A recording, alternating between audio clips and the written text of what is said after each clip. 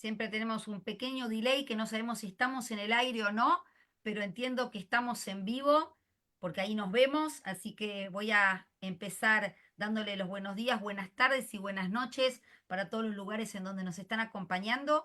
Esto es Conversaciones sobre Apego y saludo a mi copartner querida Zulema Lucía León Valle. ¿Cómo va? Un gusto saludarte, Vanessa. Aquí verificando, efectivamente ya estamos al aire, está viendo nuestra comunidad. Y bueno, un saludo también a nuestras invitadas, Natalia Morat y la doctora Vanessa Naul Serio. Bienvenidas. Así es. Este es nuestro programa número 58, ¿no, Zuleima? Sí, Y señora. elegimos un tema interesante, Un ¿no? tema muy lindo, hablar de estrés infantil, cómo la teoría del apego puede darnos respuestas, pistas y también hacer de este tema una conversación interesante porque entendía, escuché a algunos papás decir también ahorita que estaba la publicidad, que como así que los niños se estresan. Entonces, hoy vamos a escuchar a las expertas y a los expertos hablar de esto. Exacto. Mitos y verdades, ¿no? Esto que hablábamos antes de salir en el programa de que el estrés tiene mala prensa, pero que el estrés tiene que ver con la supervivencia y tiene un objetivo, por eso lo tenemos seteado como mamíferos todos los seres humanos. Antes de empezar, Zuleima, Natalia y Vanessa, si están de acuerdo, simplemente es mandar nuestra realmente lamento frente a toda la situación que está viviendo el pueblo de Valencia en España, abrazándolos, mandando nuestra solidaridad y esperando realmente que esta situación pueda mejorar de la mejor manera posible. Desde la teoría del apego, evidentemente, hablamos de comunidad, hablamos de tribu y hablamos de poder sostener en estos momentos tan difíciles de inseguridad y de angustia. Desde todos los CIAN, que son estas redes de apego en diferentes países del mundo, en este programa, ¿no? Es Zuleima que una a todos estos CIAN de diferentes lados, no podemos dejar de pasar este comentario realmente tan duro de lo que está viendo el pueblo español. Así que nuestro abrazo virtual a todos ellos. Vamos a empezar, si te parece, Zuleima, vamos a empezar con la presentación de Vanessa Naulserio, que nos acompaña en el día de hoy, que va a ser nuestra primera invitada. ¿eh? Así es, que se Eh, conecta desde la Ciudad de México. Exactamente. ¿Quieres hacer la presentación, Zuleima, si quieres comenzar? No nos hemos puesto de acuerdo hoy con Zuleima quién presenta. Vamos a contar el No, off the no. record, el detrás de talones, ¿no? El detrás Listo, de hoy telón. están viendo todo en vivo y en directo, pero Es un así. gusto siempre presentar a la doctora Vanessa Naúl, que por ahí también la hemos visto en la prensa de la Ciudad de México y hablando también de temas de duelo y de tanatología. Entonces la voy a presentar como doctora en investigación psicoanalítica y psicoanalista individual y de pareja presencial y en línea. Además trabaja con análisis grupal en el Instituto de Investigación en Psicología Clínica y Social de la Escuela de Psicología y Psicoanálisis en México. Además es analista y supervisora didacta, actualmente presidenta del instituto, coordina la Comisión de Enlace Internacional, docente universitaria y de posgrado desde hace 26 años, trabaja el psicoanálisis de la adolescencia, del duelo, aplicado al arte y al uso de técnicas artísticas con fundamento psicoanalítico. Además ha desarrollado una carrera paralela en las artes plásticas, autora de 35 artículos, coautora de 26 libros y segunda autora de los libros Psicología Psicoanalítica del Arte y Técnica de la Entrevista con Adolescentes. Su libro más reciente es El duelo, una mirada psicoanalítica, editado en 2018 por Simática España, miembro de Yan UK. Bienvenida, doctora Vanessa. Muchas gracias, Zuleima, por la presentación. Gracias, querida Zuleima y querida tocaya Vanessa Yucalson, por la invitación. Siempre es un gusto estar con ustedes en este espacio entrañable y afectuoso. Y también un gusto compartir, Natalia, contigo este espacio en esta ocasión. Y yo también quisiera sumarme a la expresión de condolencias a todos nuestros queridos colegas y a todas las personas del pueblo de Valencia que han sufrido algún tipo de pérdida. Les enviamos un abrazo fraterno y solidario, sabiendo que en momentos como este, el dolor que se vive frente al trauma y la tragedia que están atravesando con estas inundaciones y con este desastre natural es muy grande y que también esta respuesta que es normal que también se sienta mucho enojo ante la pérdida, ante la impotencia de lo que se vive, es también muy difícil de manejar en estos momentos. Nuestro abrazo solidario y estaremos muy pendientes de ellos. bueno, pues quisiera poder decir más cosas que pudieran hacer algo por ellos, pero bueno, estamos atentos a nuestros hermanos en Valencia. Doctora Sí. Vanessa, yo también quisiera Mm. aprovechar para uniéndome al mensaje y estar en la sintonía de comprender, ¿verdad?, la esperanza que se necesita y que pudiéramos también de este programa extenderle nuestro apoyo emocional a las personas que ahorita están viviendo esa angustia y nosotros también lo estamos experimentando a la distancia y toda la ayuda que necesitan. Y bueno, les deseamos mucha paz y mucha esperanza en este momento que están transitando. Natalia, ¿querías decir algo? Sí, no, pues escuchando a la doctora Vanessa también pensaba cómo ya, no sé, pues entrando un poquito en materia, aunque lo podemos mirar más adelante, pero cómo también los sistemas de apego con toda esta tragedia en Valencia van cambiando, ¿cierto? Y cómo los niños también obviamente van reaccionando frente a esas circunstancias de tragedia y van teniendo que cambiar todo ese sistema de apego y toda el estrés, que pues obviamente es el tema también que tendremos hoy aquí, pero como esa situación de tragedia y una tragedia pues inminente que no es esperada, que llega así de manera de repente va cambiando todo ese sistema de cuidado en los niños y el estrés tan grande pues que obviamente todo eso puede suscitar. Sí, totalmente, Natalia, y por eso también es oportuno, ¿no? Tratar este tema hoy. Casualmente se está sumando José Luis Gonzalo Marrodán, que él es español, que tuvo un pequeño inconveniente, pero se está sumando ahora. Así que sí, un segundito, ahí está, ya sumándose. Vamos a esperar, para que quizá este es el momento de nuestra introducción.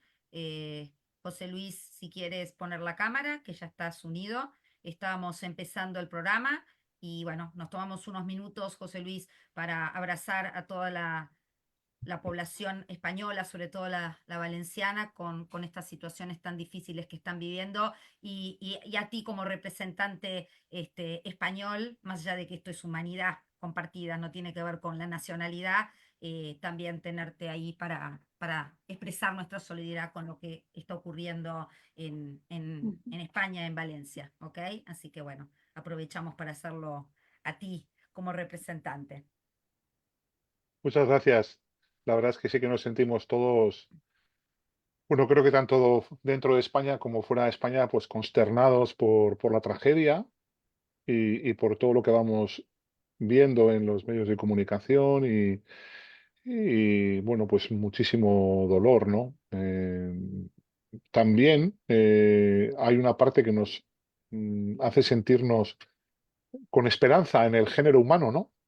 Que al final la población, de manera callada, silenciosa, se autoorganiza, distribuye la ayuda, se dan muestras de solidaridad impresionantes y esto demuestra que el pueblo tiene un estadio moral superior al de sus gobernantes y esto es la mejor de las noticias, ¿no? Que la cadena solidaria a todos los niveles, en todas las necesidades que se pueda uno imaginar, está siendo de verdad impactante, ¿eh? Así que nada, muchas gracias por este mensaje de cariño y de apoyo. ¿Mm? Sí, totalmente, José Luis, han visto escenas y esta situación de comunidad y de tribu que tanto, digamos, hablamos y tratamos de promover desde la teoría del apego. Y esto que no va Mm, a quedar, obviamente, descolgado y tiene un vínculo enorme, con lo que tiene que ver con el estrés mm, infantil y cómo esta regulación de los adultos y frente a situaciones reales, ¿no? mm, Situaciones que pueden generar algún tipo de trauma o de exceso de situación externa para ser transitado por mm, un niño, cómo podemos entenderlo también. Así que mm. vamos a empezar entonces hablando con Vanessa Naulserio, que ya fue presentada por Zuleima, y un poco para entender que no tiene tampoco, no está tan descolgado con la idea del trauma y del estrés. ¿Qué quiere decir estrés, Vanessa? ¿Por qué hablamos de estrés? Para entender el estrés infantil. Claro, bueno, partamos entonces de que por estrés vamos a entender a toda aquella situación en la que un niño va a experimentar ya sea tensión física o emocional. En el campo de la medicina, a estrés se le llama a cualquier respuesta del cuerpo a una presión física, emocional o mental. En el campo de la psicología, entonces, vamos a entender la forma en que el cerebro y el cuerpo reaccionan ante un desafío, una exigencia o una demanda. Eso sería lo que vamos a entender por estrés. Puede provenir de cualquier situación o pensamiento que cause frustración, que cause nerviosismo, que cause ira. Eso sería, en términos muy generales, lo que vamos a entender por estrés. Ahora, me gustaría enmarcarlo en la teoría del apego. De acuerdo a la teoría de John Bowlby, el fundador de la teoría del apego, en el niño hay 5 reacciones básicas, innatas, biológicamente programadas, em, en el niño que son, en primer lugar, la respuesta de mamar. En segundo lugar, la sonrisa. En tercer lugar, el aprender o agarrar. En cuarto lugar, el seguir, ya sea con la mirada o físicamente seguir a la madre. Y en quinto lugar está el llanto. Todas estas reacciones básicas innatas son respuestas del niño que, a través de las cuales va a buscar establecer un fuerte vínculo con la madre. Y son señales, todas ellas, mamar, sonreír, seguir, aprender y llorar, a las que la madre a su vez estaba, bueno, los adultos en general y la madre en lo particular, está predispuesta biológicamente a responder al niño a estas conductas. Entonces, la más temprana y poderosa sabemos que es el llanto, que pone a los adultos de inmediato en acción para tratar de consolar al bebé o ver qué le está sucediendo.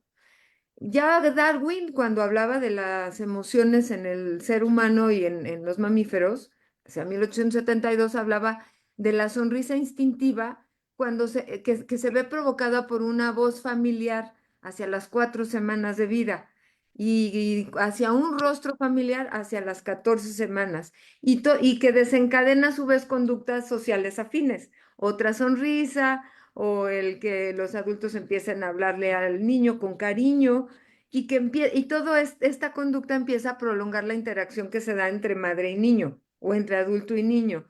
Y esto da la posibilidad de la interacción social y de que se establezca la proximidad entre los dos, la proximidad y luego un intento posterior de comunicación.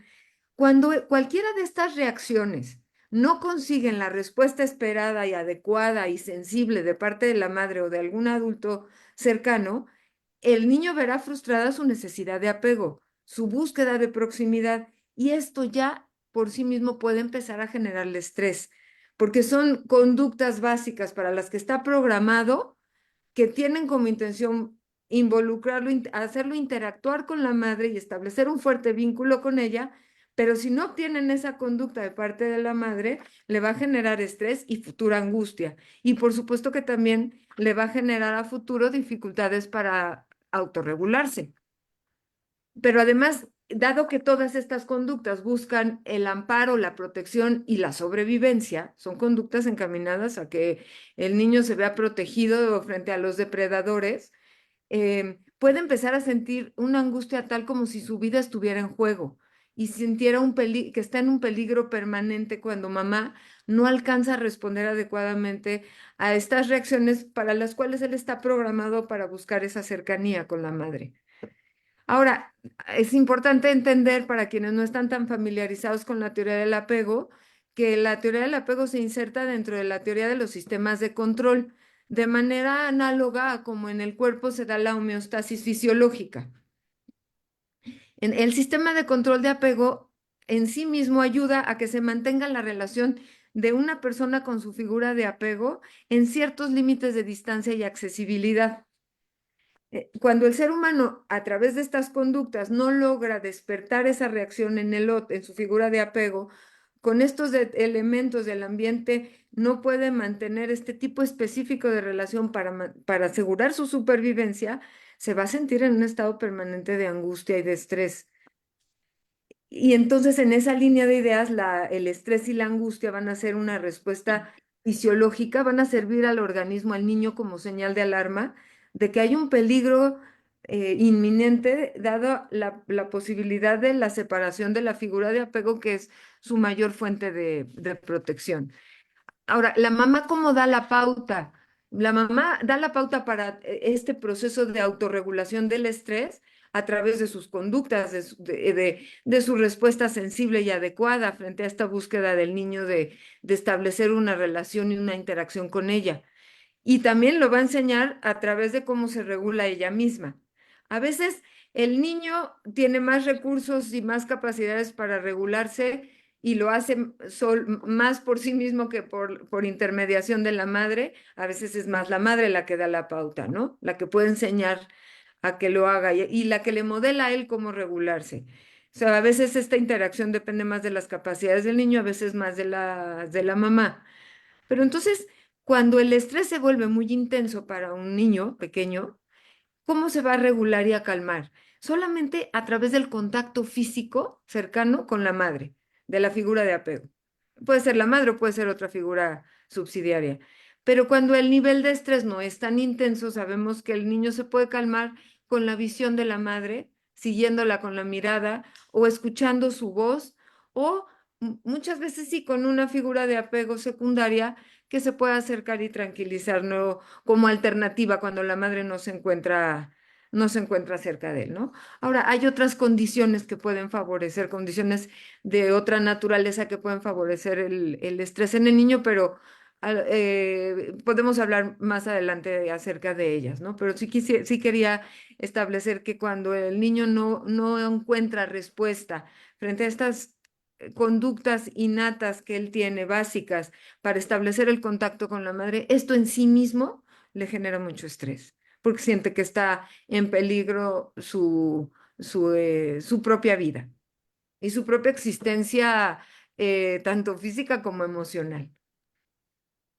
Sí, es muy interesante. Gracias, Vanessa, por esta presentación, porque entendamos que somos mamíferos y contamos con un sistema, como Vanessa decía, innato y de alguna manera incontrolable, que tiene que ver con salvarnos, con estar vivos. Y este sistema más primitivo tiene que ver con estas formas que empleamos desde lo emocional y desde lo biológico y hormonal para defendernos frente al riesgo. El riesgo de un león o el riesgo del pensamiento o de desprotección frente a sentirse desprotegido en el caso de un niño pequeño, ¿no? Vamos Y a el seguir. riesgo de la desregulación que te lleva a una angustia avasalladora, ¿no? Ujú. Exacto, exacto. Esta sensación emocional de no poder sostener emociones tan fuertes sin alguien que nos sostenga, ¿no?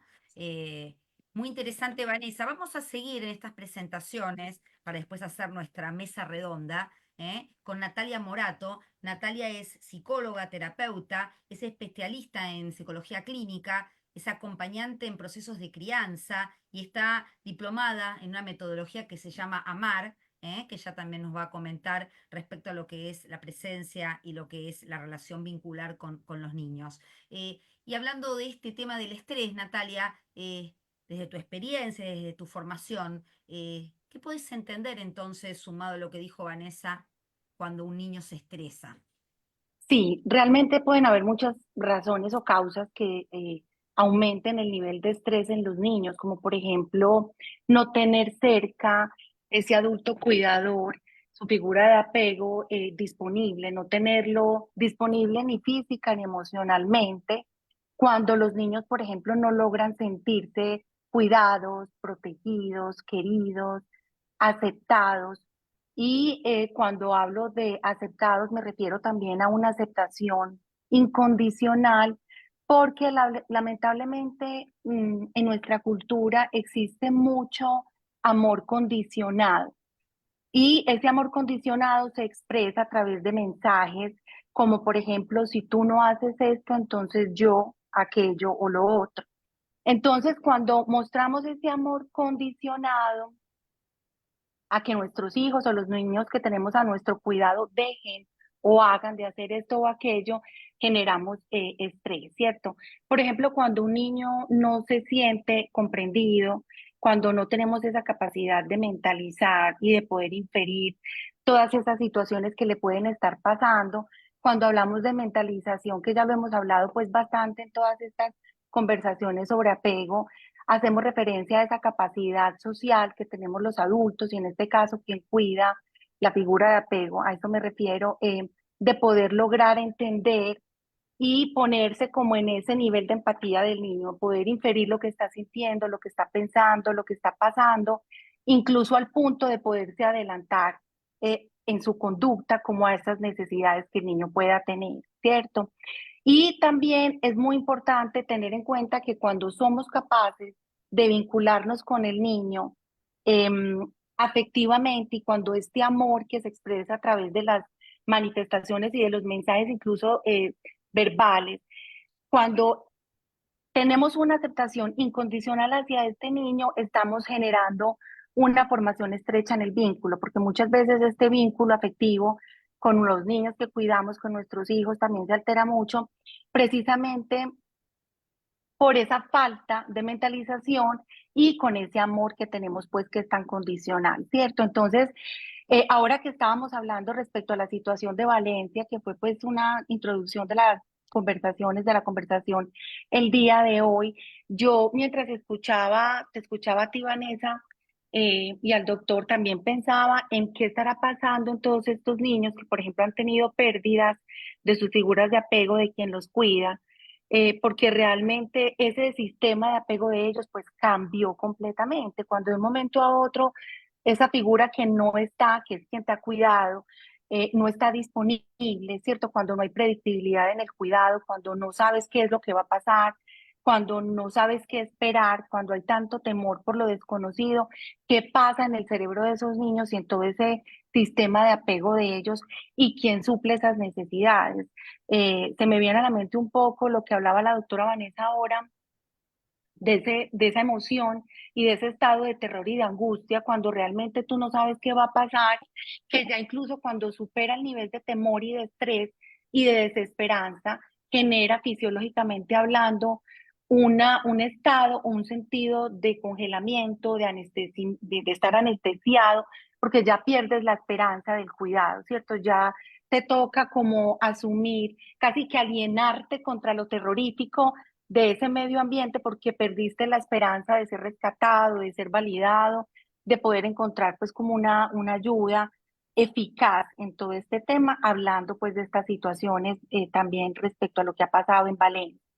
Entonces, si vamos a tener en cuenta que el apego dentro de muchas, digamos, o varias expresiones que tiene, una de ellas es ese sistema de regulación del estrés y lo que obedece a un sistema de regulación del estrés, también podemos decir, y la doctora Vanessa lo mencionaba ahora también en términos psicológicos y también de la medicina, que precisamente esa regulación tiene como objetivo lograr ese estado de homeostasis general, ¿cierto? Porque no solamente la homeostasis puede ser física, sino también emocional y psicológica, para que el niño vuelva como a su centro y su cerebro vuelva a la calma, a su centro. Y cómo ese adulto cuidador, ese adulto que apoya, que está ahí ofreciendo el cuidado, debe cumplir con ciertas características, digamos, suficientemente buenas o adecuadas para el niño para que todo ese sistema de apego sea debidamente cuidado por este adulto, ¿cierto? Como es un adulto, por ejemplo,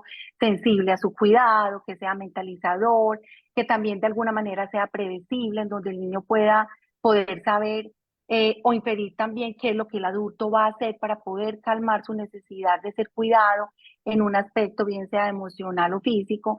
Y importante también, como lo mencionamos ahora, determinar cómo estas características o esta calidad en todo ese sistema del cuidador, de cuidado que ofrece el cuidador, determina también la calidad del vínculo, que yo lo mencionaba hace un ratico, y realmente trato de hacer como bastante énfasis en las intervenciones que yo hago, porque realmente la calidad del vínculo y la sensibilidad del vínculo, le hablo yo mucho a los padres de familia desde ese amor incondicional, no condicional, realmente se convierte en un sistema de regulación de ese estrés y cómo yo como cuidador, como padre, puedo calmar y regular como todo ese alboroto que existe en el cerebro del niño, que se puede sentir desamparado, lo que esto implica y sugiere también a nivel físico y la repercusión que trae en la calidad del vínculo. Cuando muchos padres de familia logran entender las consecuencias positivas que trae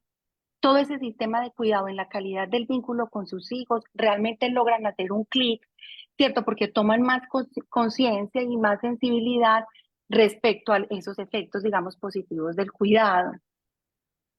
Em, Quisiera como tomar dos ejemplos rápidamente que digamos que de alguna manera expresan claramente como todo ese sistema de estrés y de cambio, porque todos sabemos que esos cuidados y digamos la calidad del apego y tanto la calidad del apego como del cuidado pueden cambiar dependiendo de las circunstancias, pero por ejemplo hay padres de familia que uno escucha en consulta que realmente comparten y dedican tiempo a sus hijos jugando, estudiando, asumen y toman una calidad y buena cantidad de tiempo con ellos, pero que a la hora, por ejemplo, de realizar una actividad específica, pongamos un ejemplo, por ejemplo, un padre que comparte con su hijo un rato de fútbol o un deporte al aire libre, como en momentos de estrés del niño, este padre reacciona de una manera, por ejemplo, enojada, también se angustia, no sabe qué hacer frente al estrés del niño y cómo el niño en estos momentos siente obviamente que su estrés no es regulado, ¿cierto? Y no es tramitado. Esto lo menciono porque no solamente es importante compartir tiempos de cantidad en cuanto al tiempo físicamente hablando y de calidad con los niños, sino también qué respuestas en esas actividades de acompañamiento vamos a asumir como sistema de cuidado en momentos de estrés. Si nos ofuscamos, si terminamos tratándolos mal, haciéndoles, por ejemplo, comparaciones o parándonos y abandonando el lugar. Entonces, es bien importante como que seamos conscientes de que la respuesta de nuestro sistema de cuidado frente al estrés de los niños debe ser muy amorosa, con mucha paciencia, ¿cierto? Como muy desde la incondicionalidad y ayudándole al niño u ofreciéndole al niño lo que realmente necesita, más allá de yo expresar mi frustración, que es algo pues que en estos temas de teoría del apego se llama como la automentalización, ¿cierto? Que es precisamente esa capacidad que el adulto cuidador tiene de poderse mentalizar en esos momentos de estrés del niño, que es algo pues que en los procesos de acompañamiento a padres de familia es bastante importante porque ayuda a lograr una mayor sensibilidad precisamente en el vínculo con el niño, ¿cierto? Entonces, ¿qué pasa con ese padre que en vez de acompañar, de validar la emoción, de validar la conducta del niño, de manifestarle que entiende que está estresado y acompañarle a tramitar el estrés, más bien se ofusca, deja la escena, abandona el lugar y termina peleando con él, ¿cierto?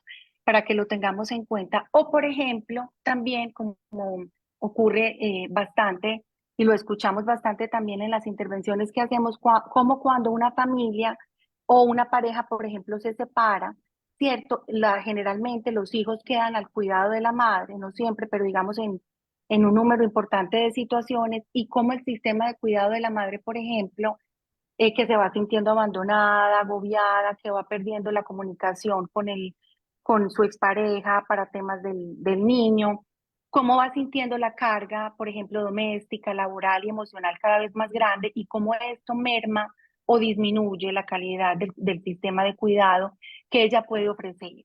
Entonces el niño va sintiéndose también, por ejemplo, perdido, porque ya no sabe qué esperar de esa mamá, ya esa rutina, esa predictibilidad cambia.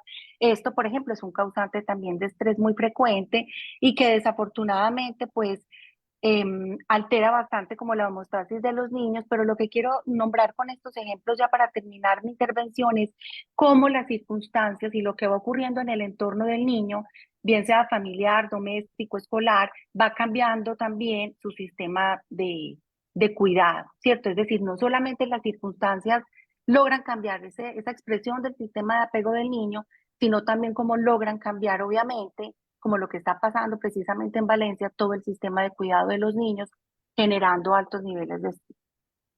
Gracias, Natalia, por darle ese lugar tan especial a los niños. Escucharte es también recordar que la voz de las emociones de los niños es importante, darle un espacio para empezar a integrar, empezar a también a reconocer cómo lo ha experimentado el niño y que la mentalización viene a dar el lugar a que el niño pueda conectar con ese cuidador, con ese papá, con esa mamá o con la familia de soporte. También me quedé pensando en que a veces en las separaciones o en estas situaciones de desastre natural pasan a familias de soporte donde la abuela, la tía, y cómo esto que tú nos estás mencionando da cuenta de los niveles de estrés, cómo se empiezan a exacerbar y cómo a veces los adultos se quedan pensando que solamente ellos la están pasando mal y que hay que seguir integrando ese estrés para que no se desborde o no pase a eso que ese estado de congelamiento que nos estabas hablando y que también hemos escuchado a muchos adultos que nos cuentan en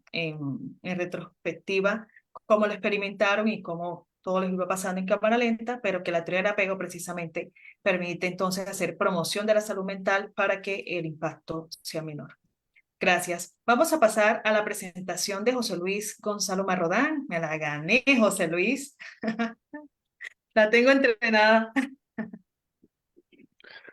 José Luis, Así, ¿no? sí, sí. José Luis Gonzalo Marrodán, de San Sebastián de Donostia, es psicólogo especialista en psicología clínica, psicoterapeuta por la EFPA. Además, tiene un posgrado en traumaterapia sistémica infantil por el IFIB de Barcelona, clínico en MDR adultos y MDR en niños y adolescentes. Trabaja en la consulta privada realizando tratamiento psicoterapéutico a niños, adolescentes y adultos, y desde 1999 su campo de interés profesional se centra en la psicoterapia basada en el apego y en la traumaterapia con niños y jóvenes adoptados y acogidos. Entre los años 1996 y 2005 ha trabajado como psicólogo en el Colegio San Ignacio de Loyola de San Sebastián. Entre los años 1999 y 2018 ha sido psicólogo psicoterapeuta de los menores que participan en los diferentes programas de la Diputación Foral de Guipúzcoa. Actualmente, además de recibir pacientes en la consulta, supervisa centros de acogida de menores y combina su actividad como psicoterapeuta con la de formador de profesionales y familias a nivel de terapia, pero también a partir de www.buenostratos.com. Aquí un poquito de costeño, de mi costeño del Caribe colombiano, pronunciando el Guipúzcoa. José Luis, Ahí, ahí. gracias. Te veo bien con el euskera, con el vasco, ¿eh? Te veo bien. No está mal porque es difícil pronunciarlo, ¿eh? Pero Guipúzcoa en español, Guipúzcoa también, solo que en vasco la U no se pone sin la U. Es una provincia de España, como Valencia es otra, pues es una provincia, la que está al norte pegando a España, a Francia, ¿no? La última de Francia, pero en vez de por la costa catalana, por la costa del norte. Bueno, muchísimas gracias. Es que Gracias. para mí es un placer estar aquí con vosotras y gracias por haberme invitado. Y bueno, creo que las compañeras han expuesto lo más importante y lo fundamental de estrés y teoría del apego. Yo lo único que añadiría son dos cositas. Ellas han mencionado el sistema regulatorio, ¿no? de todo lo que es el estrés, de la función que tienen las figuras de apego, ¿no? Y cómo eso conlleva unas respuestas psicofisiológicas, ¿no? Uno de las respuestas psicofisiológicas que más se han estudiado es la de la respuesta al estrés de la hormona del cortisol, ¿eh? Es un eje muy estudiado en psicofisiología y también creo que en teoría del apego hay algunos estudios que correlacionan la hormona del cortisol con el apego, ¿no? Entonces, para la gente que nos sigue y que a lo mejor toda esa terminología les resulta un poquito pues, más compleja, pues decirles que tenemos un sistema natural de respuesta al estrés, que han mencionado las compañeras, y que eso supone dentro del cerebro pues dos glándulas que se conectan con otra que está más abajo, ¿no? Que sería algo así como los corredores del relevo, ¿no? El hipotálamo dice, tengo que segregar hormona del cortisol porque aquí hay peligro. Le pasa el testigo a otra glándula que se llama hipófisis y dice, es verdad, aquí hay peligro. ¡Chas! Tengo que segregar corticoides, ¿no? Hormona del estrés, cortisol. Entonces le da la orden a unas pequeñas capsulitas que están en los riñones y ¡chas! Sobreviene la respuesta al estrés, que es lo que te prepara pues, para afrontar, ¿no? Aumenta el flujo sanguíneo, los músculos se ponen más tensos y te preparas para el afrontamiento, ¿no? En los niños muchas veces se manifiesta pues, por llanto, angustia, que han comentado, o problemas de atención, o estar más movidos, más inquietos, ¿no? Entonces es un sistema, ¿no? El de respuesta al estrés que han comentado las compañeras, que está hecho para que se active, para que el cuidador lo capte y para que el cuidador con su función calmante lo apague. Porque claro, si estamos todo el día manteniendo, como ha comentado la doctora Vanessa, esa respuesta constantemente porque falla la función regulatoria, ese sistema de cortisol segregando y segregando y segregando, bueno, pues puede tener severas consecuencias en la regulación del sistema emocional y del sistema nervioso, ¿no? Y puede traer consecuencias para la salud psicológica, incluso para el sistema inmunitario, para lo que nos fortalece frente a las infecciones, ¿no? Entonces es muy, muy importante el papel de las figuras de apego. Leía antes, al mediodía, cuando estaba preparando un poquito el encuentro, que sí que hay ciertos estudios que correlacionan que un apego seguro puede ser un factor muy protector de una buena regulación de la hormona del cortisol, ¿no? Y que incluso niños que podrían nacer con alguna tendencia, lo que se llama niños temperamentales, alguna tendencia mayor a tener a segregar más cortisol, que es lo que haría que se convirtieran en niños a lo mejor más hiperreactivos, ¿no? Ah, si cuentan con el factor del apego seguro, actuaría como modulador, es decir, serían niños que podrían modificar esa respuesta del cortisol. Y la segunda cuestión que quería aportar es mis niños, ¿no? Que siempre llamo mis niños cariñosamente, mis adolescentes. Todos los he conocido, los conozco y los conoceré, Dios mediante, espero vivir muchos años, que están precisamente en lo que han comentado las compañeras, en lo más angustiante, que es la amenaza, tú también lo has comentado, Zuleika, de separación, ¿no? De pérdida. Y a veces esas separaciones se tienen que dar, pues porque hay que proteger, porque hay que proteger precisamente de cuidadores o de padres que por desgracia no han podido elaborar sus traumáticas historias de vida, y la misma fuente que debe ser la que calma es la misma que está generando el estrés. Y a veces, a pesar de trabajos, intervenciones, apoyos y tal, es seguro para los niños llevarles a un centro de acogida o una familia acogedora, ¿no? Y eso es una situación que genera mucho estrés, que requiere mucho trabajo, que requiere mucho apoyo, que requiere de mucha sensibilidad, pues porque la idea no es tanto separarlos de sus padres, sino proporcionarles lugares donde puedan ser apoyados por educadores, por profesionales o por familias acogedoras que, manteniendo todo lo bueno que los padres biológicos pueden seguir dándoles, pues hagan ahí una integración, ¿no? Eso es lo difícil a veces, ¿no? Conseguir eso. Y esa es una situación para estos niños que desgraciadamente pasa, ¿no? El maltrato, la negligencia, el abuso sexual, y que se ha visto que tiene efectos muy negativos en el cortisol, en el estrés, y que hace que estos niños lo sufran permanentemente, ¿no? Porque permanentemente tienen que estar trabajando sobre la elaboración de eso, ¿no? Es decir, lleva toda una vida.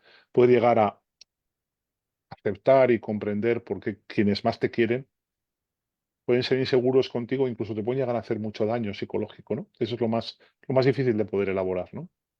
Cuando conseguimos que estos papás recuperen la capacidad de mentalizar y recuperan la capacidad de reconocer el daño causado, y se trabaja en psicoterapia ahí con estos niños y los padres, eso es muy positivo porque consigue reparar el daño, lo que no conseguirían cientos de horas de terapia muchas veces, el que los papás lleguen a poder hacer ese trabajo, ¿no? Entonces quería acordarme un poco de ellos porque son los niños que más lo padecen y los que más nos necesitan a todos en esa tarea de apoyo. ¿M?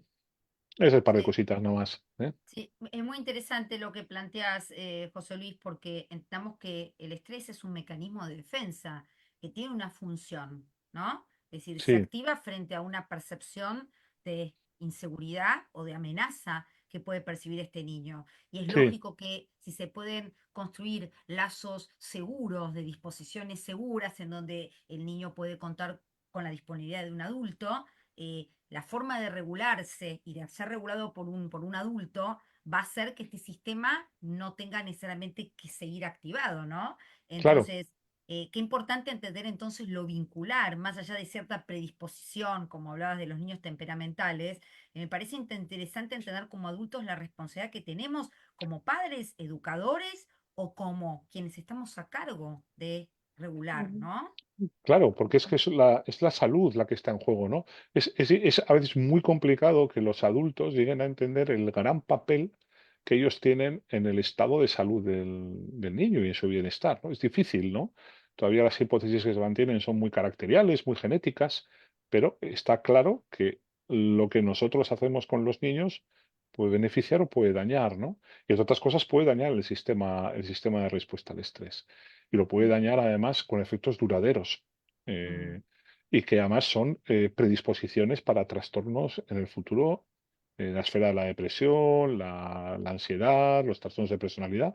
Bueno, todos los estudios del profesor Martin Teicher de la Universidad de Harvard, yo creo que él ha hecho un estudio, vamos, con todo su equipo, sobre cómo el maltrato afecta al desarrollo del cerebro y no tiene ninguna duda de que el maltrato causa un impacto en el funcionamiento del cerebro y del sistema nervioso, ¿no? Entonces yo creo que ahí estamos llamados a sensibilizar sobre todo esto. La escritora y psicoanalista británica Sue Gerhardt, que tiene un libro muy bonito que se llama El amor maternal, que a lo mejor lo habéis leído, pero para la gente que nos sigue, padres, madres, educadores, explica muy bien todo esto, ¿eh? Y explica muy bien cómo todo ese sistema regulatorio que las compañeras han mencionado y han explicado fenomenalmente bien, eh, bueno, y todo este sistema regulatorio incide en toda la regulación neuroquímica, psicofisiológica y en concreto habla de la respuesta del estrés y de cómo afecta incluso al sistema inmunitario. Está muy bien explicado. Entonces, bueno, tenemos que tener en cuenta que a veces, aunque las decisiones que se tienen que tomar son decisiones un poco radicales, están pensadas para neuroproteger al niño, ¿no? Es decir, hay que proteger el sistema nervioso y las neuronas, ¿no? Porque hay una toxicidad que muchas veces no puede ser evitada más que con ciertas medidas protectoras, ¿no? Porque la Convención de los Derechos del Niño nos lo dice, ¿no? Tenemos que proporcionar a los niños los entornos de crecimiento más saludables posibles, ¿no?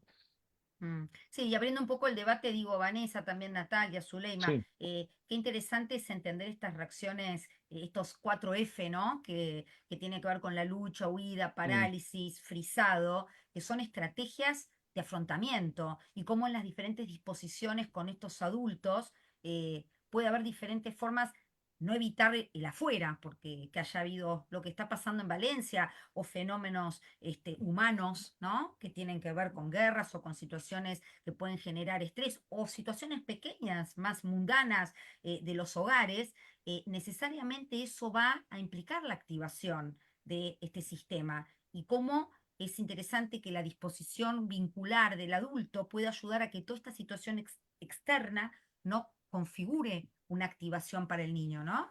¿Qué opinión tienen con respecto a esto, no? Vanessa, no sé si nos quieres contar algo. Sí, bueno, en relación a estas condiciones más cotidianas que mencionas, Vane, que pueden generar estrés en el niño, yo mencionaría, por ejemplo, condiciones internas que sí son del día a día, como pueden ser la fatiga, el hambre, algún tema de salud precaria, de dolor, incluso el frío. Van a estresar al niño y se van a calmar únicamente frente al contacto, si hay contacto físico con la madre. Otra condición ya no interna, sino más bien externa, que puede estresar al niño y desencadenar esta respuesta fisiológica es el tema de no poder contar con la madre, o sea, que no saber dónde está, no tener, o no tener su respuesta de proximidad porque no está, porque se fue o porque ella misma evita la cercanía y es rechazante. Y esto puede generar un apego más intenso de parte del niño, o sea, buscar el apego con más perentoriedad, pero esto se distingue de cuando la madre misma es la que mantiene la cercanía y el niño no tiene que hacer tanto esfuerzo por estar cerca y eso lo calma y lo tranquiliza, ¿no? Le da, bueno, lo que conocemos como un apego más seguro. Otros hechos ambientales que también pueden generar esta respuesta de estrés pueden ser, por ejemplo, eventos alarmantes, un nivel de estimulación muy intenso, una oscuridad repentina, una luz muy brillante, un ruido fuerte que puede causar miedo y es una respuesta prácticamente innata en los pequeñitos, los objetos extraños que no saben qué son o los ambientes desconocidos. Em, todo este estrés causado por estos factores se puede calmar cuando están en un medio ambiente conocido. Supongamos que mamá sale pero lo deja en casa a cargo de alguien conocido. Eso es menos estresante que llevarlo a una casa desconocida a que esté con alguien a quien no se siente tan apegado y cuando está cercano a la figura de apego y cuenta con esta respuesta sensible. Mm. Y en cuanto al tema de crianza, no sé si lo menciono, brevemente. Cuando los padres están en la vida cotidiana amenazando con abandonarlo, rechazarlo como medida de control hacia los niños, pueden estarlo predisponiendo a desarrollar cuadros de ansiedad crónica o aguda a futuro. Esto es algo que también trabaja mucho Bowlby en sus libros, en concreto en el del vínculo afectivo, la separación, y también algo menciona en la base segura. O sea, a futuro esto puede generar trastornos cognitivos que van a estresar a los niños que no tienen un buen rendimiento ni un buen desempeño escolar. em, Eso también se vuelve fuente de estrés, ¿no? O sea, son las amenazas repetidas de te voy a dejar, cuando regreses de la escuela a lo mejor no me encuentras, ya no te voy a querer si sigues haciendo eso, genera mucho estrés, a futuro puede dar estos cuadros de ansiedad y trastornos de tipo cognitivo. Por otro lado, una madre que a su vez es temerosa y ansiosa, que no puede regularse a ella misma, va a tener dificultad, le va a transmitir de entrada todas sus ansiedades sin poderlas metabolizar, se las va a transmitir, digamos así, de una forma, este, en bruto, por decirlo así, sin metabolizarlas, y falla su autorregulación y la posibilidad de regular al propio niño. Y lo desregula también con sus propios temores. Y por último, una situación que Bowlby menciona en diversos de sus escritos son las situaciones de cuando las madres en los temas de crianza buscan en los niños el amor del que ellas carecieron siendo niñas. Entonces están exigiéndole al niño que él actúe y desempeñe el rol de cuidador, por ejemplo. Y aquí se da el tema de la famosa inversión de roles. En la conciencia el niño puede estar tranquilo, decir, bueno, es que mi mamá me quiere mucho y le tiene mucho gratitud, pero en el fondo va a estar guardando mucha frustración porque eso implica renunciar a los amigos y, por ejemplo, si se tratara de un preadolescente o un prepuber que se tiene que quedar en casa para que mamá esté tranquila o para cuidar a mamá, cosa que no le corresponde, a lo mejor va a tener que renunciar a ver a sus amigos, va a tener que renunciar a sus propios intereses y va a estar luchando internamente con esa ira y esa frustración. Incluso quizá tendrá que excluirlo selectivamente de la conciencia para no entrar en un conflicto mayor. Y, y en algunas situaciones nos encontramos con los casos de supuesta fobia escolar. El niño no quiere ir a la escuela, puede la mamá pensar, bueno, es que tiene problemas con la maestra, tiene problemas con los compañeritos, pero lo que sucede es que ante la inversión de roles tiene miedo de salirse de casa y dejar a mamá desatendida y que algo le pueda ocurrir, porque muchas veces existe esta amenaza silenciosa de parte de la madre de si te vas me puede pasar algo, a lo mejor ya no me encuentras con vida. Todo esto suena un poco burdo dicho así, pero son amenazas que se transmiten y se tramitan de forma inconsciente. Y luego ya llegada a la escuela, perdón, No, sí, sí, sí, seguí, Vanessa. en el kinder, bueno, sabemos que los niños pueden tener estrés cuando las maestras le piden algo a nivel motriz, a nivel cognoscitivo, a nivel intelectual, a nivel social, incluso o emocional, para alguna tarea para la cual el niño todavía no está maduro o suficientemente capacitado para desempeñar. Y eso le puede causar estrés porque quisiera hacerlo y quisiera darle gusto a la maestra. El no poderlo hacer le puede generar estrés. En la escuela primaria se vuelve fuente de estrés, por ejemplo, la rivalidad con los compañeritos, ¿no? La Sí, competencia. sí, en la adolescencia hablamos de los pares, pero digo, me quedo en esta primera etapa que me Sí. comentás o que nos comentás. A ver, Natalia se movía, ahí asentía que quería comentar esto de qué pasa y no es gratis, tiene un costo, la sobreactivación constante para hacer frente a la realidad desde el cortisol, la adrenalina y esta forma de estrategia de la vida de estar todo el tiempo activado, ¿no, Natalia? Sí, Claro. Yo imposible quisiera tal decir vez, algo también, Natalia, a ver si nos sí, ayudas. ¿Qué le podríamos claro. decir a los papás que de alguna manera están haciendo hoy conciencia de sus niveles de estrés, de su nivel de, sí, de regulación y están Ujú. escuchando y están diciendo, uff, ese soy yo? ¿Cómo les podríamos ayudar también a que ellos entonces empiecen a tomar conciencia de esa homeostasis que nos mencionabas ahorita? Sí, bueno, dos cosas como muy importantes que, pues aparte de lo que comenta Vanessa y tú, Zule, considero bien importantes. Uno, y es que en un sistema, digamos, escolar donde todo el tiempo, lo mencionaba la doctora Vanessa ahorita en su exposición también, donde los docentes están todo el tiempo pidiendo cosas y los niños a veces no dan abasto, en el sistema escolar, y pasa mucho, por ejemplo, pues en Colombia, países latinoamericanos, en donde el sistema escolar no tiene conciencia como de la importancia de tener en cuenta la condición madurativa del niño, por ejemplo.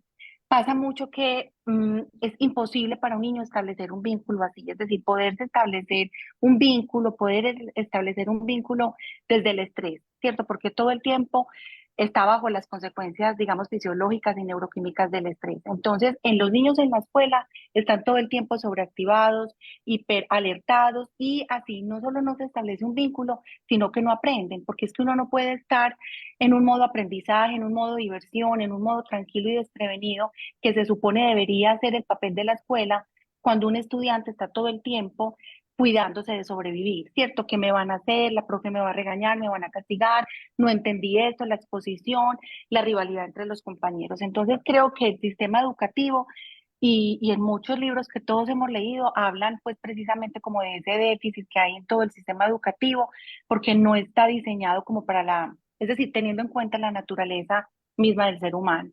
Eso por un lado. Y por otro lado, el trabajo con los padres y con los adultos cuidadores es un trabajo psicoformativo, definitivamente, porque hay varios elementos importantes. Primero, muchos adultos que son padres de familia y que son jóvenes están criados, digamos, bajo esa crianza convencional, tradicional, de vieja usanza, en donde se cree todavía o se tiene presente todavía que los niños aprenden a esperar esperando, ¿cierto? Que se aprende a aguantar un dolor sufriendo.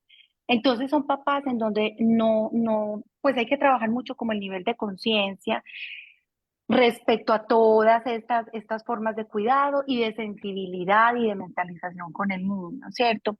Entonces creo que sí es muy importante escucharlos, formarlos un poco y también invitarlos a ellos a la terapia, porque claramente los que trabajamos en este campo clínico nos damos cuenta que cuando los padres de familia asisten a terapia o a un proceso de acompañamiento, por un motivo de consulta que tiene que ver con un niño o con un adolescente, encontramos muchos elementos para trabajar con ellos, porque muchas veces nosotros como adultos cuidadores lo que hacemos es precisamente poner nuestros traumas, nuestra historia de vida, nuestras experiencias en nuestros hijos, y de alguna manera como que los vamos de manera inconsciente llevando a que ellos repitan como eso que nos pasó, eso que vivimos, o si somos conscientes e identificamos lo que no queremos repetir de nuestra crianza, entonces ayudándoles a esos padres pues como a crear conciencia sobre la importancia de romper el patrón.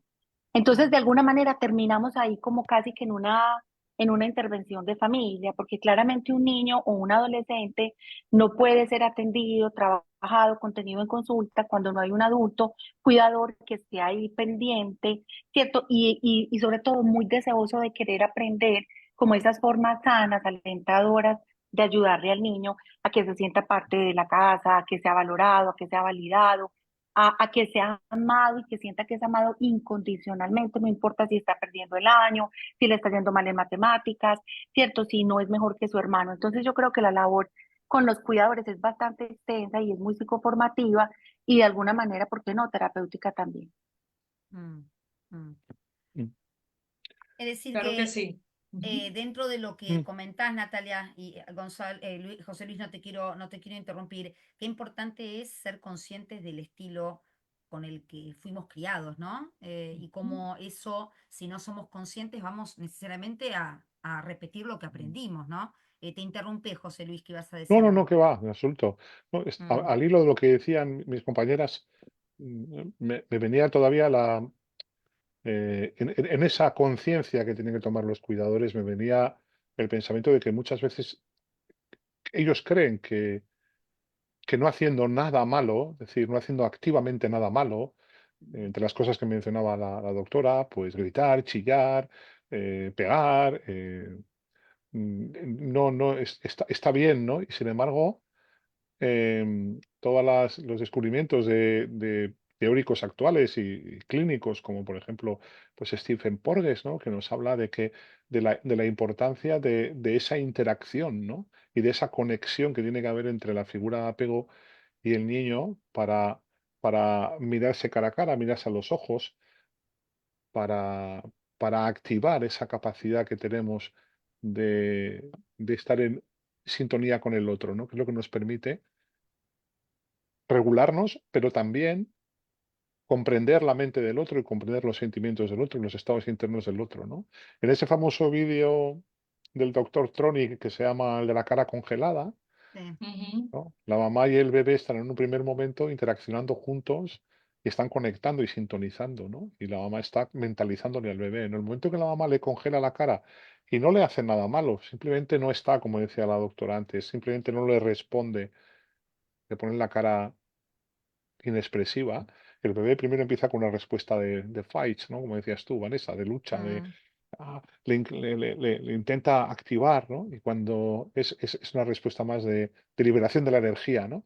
Pero cuando ya la mamá sigue sin contestarle y sigue con la cara completamente paralizada, el bebé ya se rinde, protesta, llora y Bowlby nos enseñó que llegará a un punto en que si no se recupera, que pasa mucho tiempo, no se recupera, el bebé incluso se desvincularía, ¿no? Se desconectaría de la esperanza de que el vínculo vaya a retornar y dejaría secuelas de por vida. Y eso es simplemente, digo, para que la mm, gente cree que eso no es hacer daño, pero pasivamente se puede hacer daño. Eso tiene unas secuelas en psicológicas, ¿no? Y lo digo porque no sé en vuestros países, pero en el nuestro, aquí, lo que suben las cifras es de negligencia, que es lo que se llama, ¿no? Acá también. Negligencia afectiva. Ujú. Ah, también suben. Es decir, Ujú. niños que tienen muchas cosas, videoconsolas, dinero, comida, televisores, juegos, nanis, deporte, pero les ha faltado con sus figuras de apego esa conexión que es lo que nos Ujú. convierte en mamíferos, que decías tú, Vanessa. Estar juntos, sintonizados, conectados y sentir tu presencia, ¿no? Tu presencia cuando yo la necesito, sobre todo, ¿no? Tu presencia afectiva. Y yo creo que es importante porque los papás tienen que darse cuenta de que no solo es evitar hacer daño, sino ser activo en dar buen trato, ¿no? Yo quiero sí. decir algo, José Luis, que acá no es que tengan todas esas consolas, pero lo poquito que tienen no está reflexionado. Y este programa hace mucho bien también por eso, porque Sí, es Mm, ver de qué manera se puede seguir siendo familia, se puede seguir construyendo espacios emocionales, porque de eso que se ha carecido, ya entender, ok, que no lo he tenido, y hay que construirlo, y hay que proponerlo, y hay que mm, arriesgarse a celebrarlo, para que el estrés entonces tenga un lugar, pero todas las competencias de los padres o esas competencias parentales también tomen ese lugar, que muchos papás seguramente quieren ayudar a sus hijos, pero no saben que hay que dar un paso adelante, escuchar activamente un poquito mm. más y que no se quede simplemente en pensar que los niños lo tienen todo resuelto y están pidiendo demasiado. ¿Iba a decir algo, doctora Vanessa? Dentro de lo que están mencionando ahora Zule y José Luis, me hacen pensar en la necesidad de activamente colaborar en la creación de lo que llamamos la base segura. No es nada más no hacer daño, no gritar, no pegar, sino construir un sentimiento de base segura que me parece que eso es parte de de la importancia que tiene el tema para el manejo del estrés. ¿Y qué vamos a entender nosotros desde la teoría del apego como la base segura?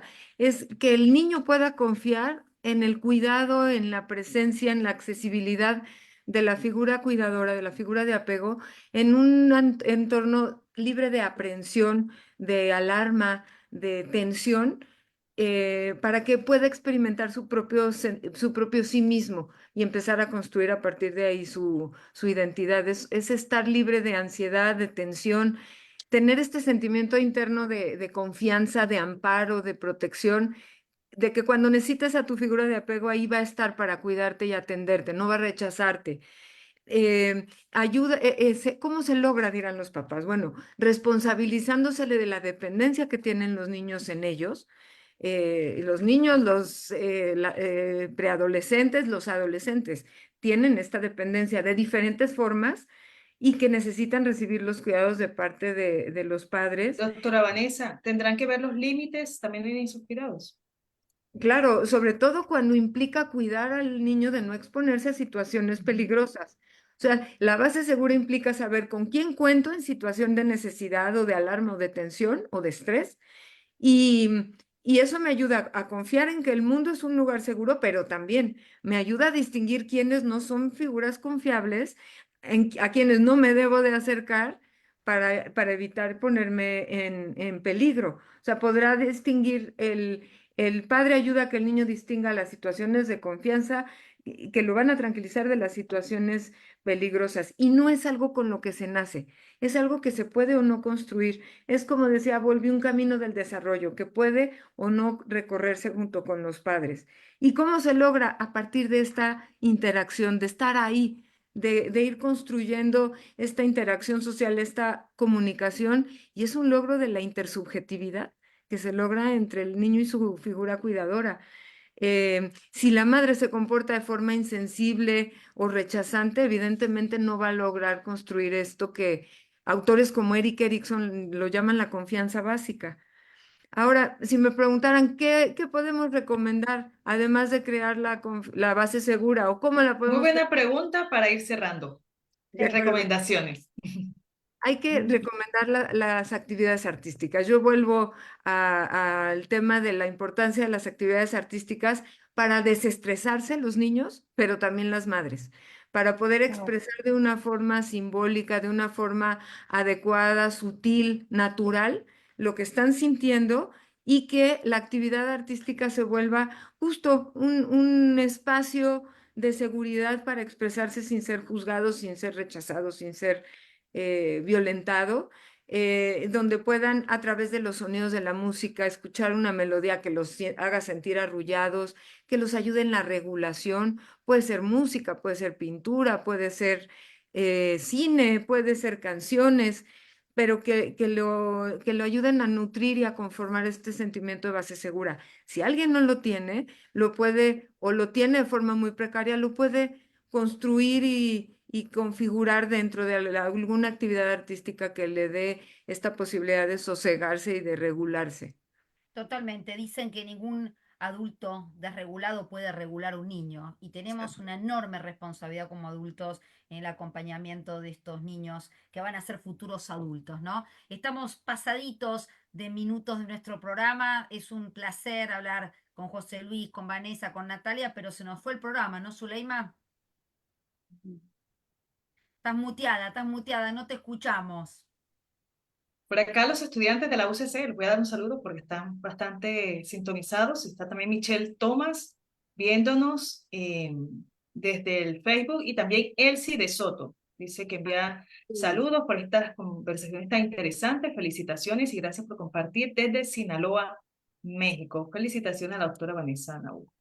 Bueno, Vamos a hacer un bis, Zuleima. Esos son temas muy listo. vastos, muy Sí, amplios y sería interesante poder seguir hablando porque, como decimos siempre, la función o lo que buscamos con los programas es promover bienestar y de alguna manera no es la crítica, sino entender que todos venimos de contextos diferentes, pero siempre hay posibilidad de reparar y de responsabilizarnos, ¿no? Y me parece que un poco sí. la idea es esa, ¿no? Vanessa, y vamos a permitirnos un minuto más, así chiquititico, para compartir dos mensajes de cierre, José Luis y Natalia. Bueno, dale.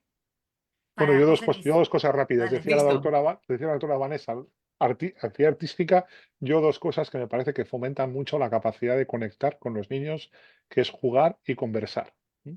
Yo me acuerdo que nosotros, como no había móviles ni consolas ni nada, lo que hacíamos era conversar en casa y conversar con los tíos, con los abuelos, con los primos, y ahí aprendías mucho a debatir, a frustrarte, a entender al otro y, por supuesto, jugar. Y no me quiero olvidar de la gente de Valencia y de mandarles un abrazo aquí de parte de todos, todo nuestro apoyo.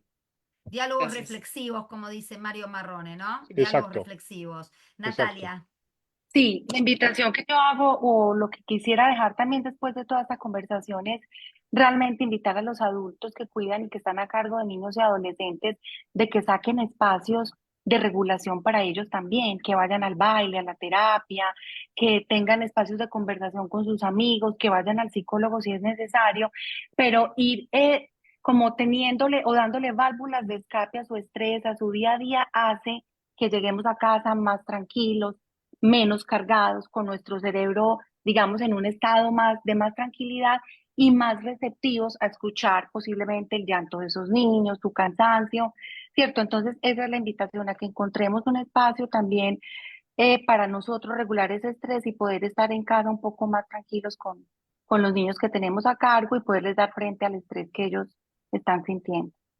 Muchísimas gracias Natalia, gracias José Luis, gracias Vanessa, gracias Zuleima. Nos despedimos para vernos en 15 días. Gracias a todos y de nuevo nuestro amor y abrazo a toda la gente de Valencia por su situación tan difícil que están viviendo. Nos vemos en 15 días. Nos Nos vemos, vemos. chao. Gracias por Gracias. aceptar la Gracias, invitación y coincidir. Gracias. gracias, Muchas chao. gracias.